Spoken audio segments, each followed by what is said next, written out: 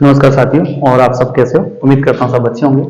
और आज अपनी बात कर रहे हैं मानव भूगोल का, जो इस एनसीईआरटी जो कड़ी अपना पहला टॉपिक चल रहा है मानव भूगोल की जो प्रकृति और क्षेत्र, उसके अंतर्गत अपनी लास्ट वीडियो रहेगा।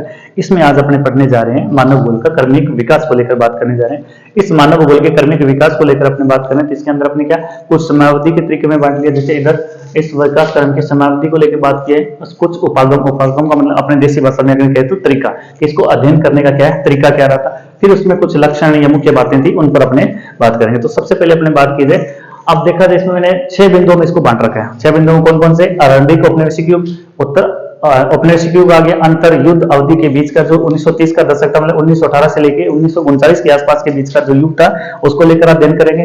50 से लेकर 50 के अंत से 60 के दशक के अंत तक की बात करेंगे। इसके अंदर क्या घटनाएं घटी थी उन पर लेकर बात करेंगे। 1970 का जो दशक था उस पर बात करेंगे, और उसके बाद 1990 का दशक है उस पर लेकर अपने बात करेंगे। तो ये चीज आप ध्यान रखना। अब यहाँ से अपने अध्ययन स्टार्ट करते हैं। तो सबसे पहले आरंभिक युग के अंदर औपनिवेशिक, औपनिवेशिक अर्थ क्या होता है? सबसे पहले आपको पता है जैसे भारत था, भारत किसका औपनिवेशिक देश था? इंग्लैंड का था। तो कोई मजबूत देश के द्वारा किसी कमजोर देश के ऊपर क्या करना? अधिकार जमा लेना। ठीक है, इसके अंदर क्या घटनाएं घटी थी इसके अंदर? तो यहाँ पे क्या किया गया था, इस समय अन्वेषण एवं विवरण पे बात की गई थी, और यहाँ पे क्या किया गया, नए क्षेत्रों की क्या की गई थी? खोज की गई थी। जैसे एग्जाम्पल के रूप में आपको बताऊं तो यहाँ पे आपने वास्को डी गामा का नाम सुना होगा।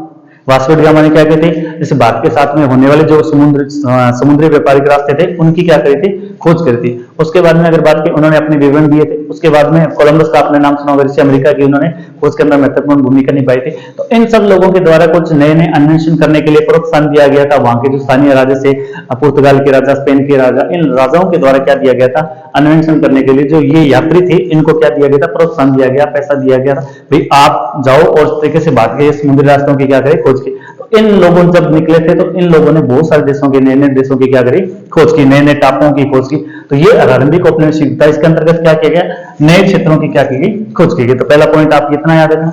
दूसरा, उत्तर औपनिवेशिक युग की अगर बात की जाए, इसके अंदर क्या किया? जब खोज करने के बाद में क्या गया, इनका प्रादेशिक विभाजन किया गया, प्रादेशिक विश्लेषण किया गया, इनके बारे में जाना गया, और प्रत्येक प्रदेश के सभी तथ्यों की क्या कर ली इन्होंने? जानकारी और वर्णन करना स्टार्ट कर दिया। हर क्षेत्र की कोई ना कोई विशेष चीजों को इन्होंने देखना स्टार्ट किया। उसके बाद में अगर बात की जाए उत्तर युद्ध अवधि के बीच के युग, इसके अंदर देखा जाए, अब देखो ये अन्वेषण का युग क्यों स्टार्ट हुआ था? सबसे पहले अगर बात की जाए 1454 के आसपास की अगर बात की जाए, तो यहाँ पे मोहम्मद सेकंड नाम का एक तुर्क शासक था तुर्की का। उसने क्या किया, तो रेशम मार्ग का आपने नाम सुना होगा, रेशम मार्ग। उस रेशम मार्ग पर क्या कर लिया था? कब्जा कर लिया। तो उसके बाद में जो व्यापार होता था स्थल मार्ग से, वो सारा का सारा मार्ग क्या हो गया था? अवरुद्ध हो गया था। इस कारण से क्या हुआ, जो यूरोप के अंदर जो इन क्षेत्रों में सामान जाता था, अब वो सामान जाना एक तो बंद हो गया। दूसरे बात, वहां पे सामान की इतनी ज्यादा महंगाई होगी, अब वहां के लोगों के अंदर अफरा तफरी मच गई। अब इस अफरा तफरी को कम करने के लिए वहां के जो स्थानीय शासक थे, जो भी राजा थे, उन लोगों ने क्या किया, जो ये भी यात्री थे उन लोग यात्रियों को क्या दिया? प्रोत्साहन दिया कि आप जाइए और भारत के साथ में या जो पूर्व के देश है उनके साथ का कोई ना कोई समुद्री रास्ते के आपके खोज करें, ताकि वहां तक पहुंचे, वहां से सीधा अपने क्या करें? व्यापार करें। तो वास्को डी गामा सबसे पहले आते भारत के अंदर, तो लगभग भारत के अंदर आते 1498 के अंदर उसने भारत के अंदर आया। उसके बाद में यहाँ से भारत के साथ समुद्री रास्ते की क्या इसने खोज की।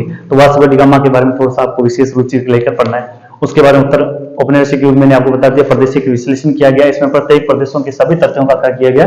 वर्णन किया गया, उसके संबंधित सभी जानकारियों को इसके अंतर्गत उजागर की गई।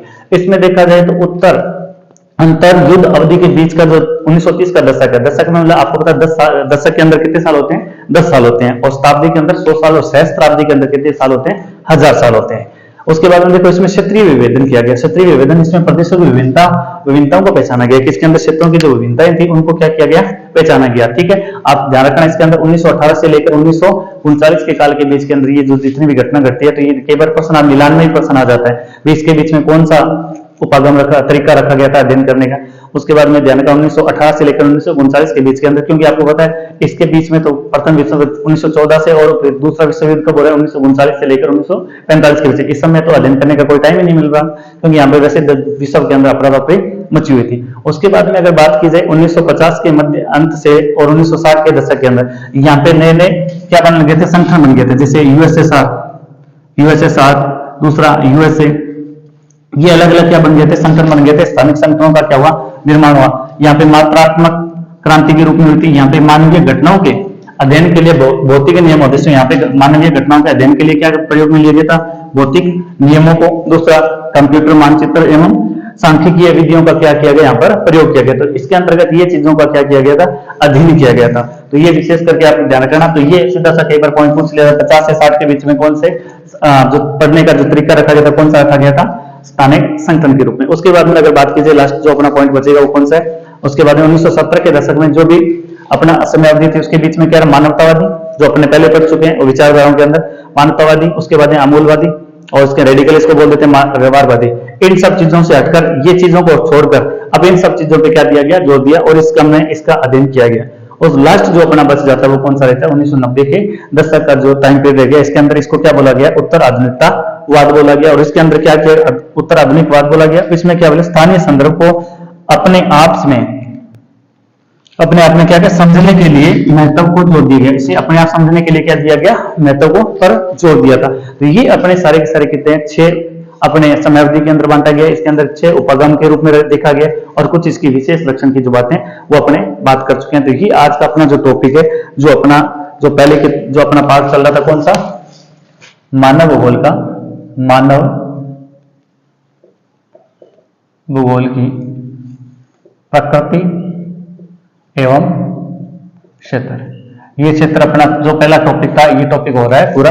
तो आज इस टॉपिक को अपने यहीं से समाप्त करते हैं और आगे वाली जो नेक्स्ट वीडियो डालेंगे वो सेकंड पार्ट जो जनसंख्या वाला पार्ट है उस पर अपनी वीडियो बनाएंगे। तो ये आप विशेष करके इनको थोड़ा थोड़ा तथ्यों को देखना, इनके खूब नोट्स बनाना और अपने आप जो आप नोट्स बनाओगे ये नोट्स बहुत काम आएंगे। आप मानव भूगोल के ये टॉपिक जो बहुत टिपिकल टॉपिक है, आप इसको समझें और यहाँ पे अपने अच्छे मार्क्स बन सकते हैं यहाँ पे। तो आज अपना ये टॉपिक कंप्लीट हो रहा है। नेक्स्ट जो टॉपिक डालेंगे जनसंख्या को, उसके साथ साथ मैं सोच रहा हूँ कि साथ में कुछ हिस्ट्री के कुछ मेन घटनाओं को लेकर आज एक वीडियो और बनाने की सोच रहा हूँ, तो वो भी डालेंगे। तो धीरे धीरे चीजों को अपने क्या करते जाएंगे, कवर करते जाएंगे। धन्यवाद।